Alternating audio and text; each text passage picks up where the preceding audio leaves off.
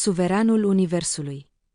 Tu ești o comoară în inima mea și tu ești refugiul meu, în bucurie și tristețea. În tine mi-am pus speranța. În tine mi-am pus încrederea. Prin tine primesc ensul vieții mele. Tu mă conduci pe cărări luminoase.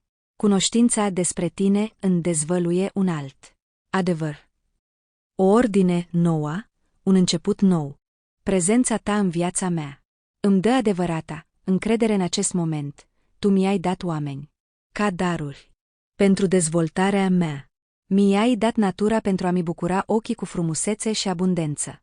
Tu ești acel care te îngrijești de mine într-un mod special. Tu ești acel care îmi aduce alinare și încurajare.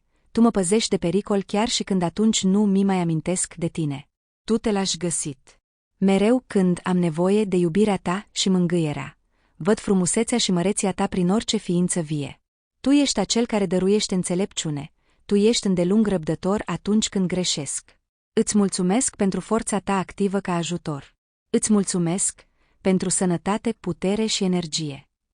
Îți mulțumesc că îmi răspunzi la rugăciunile mele așa cum este cel mai bine pentru mine. Îți mulțumesc că înluminezi zilele cu optimism și momente frumoase. Îți mulțumesc cu recunoștința pentru zile grele și zile ușoare. Îți mulțumesc că prin aceste zile m-ai învățat cât de prețioasă este iubirea. Îți mulțumesc pentru toată generozitatea ta, a ta este slava și puterea în viecii vecilor. Amin.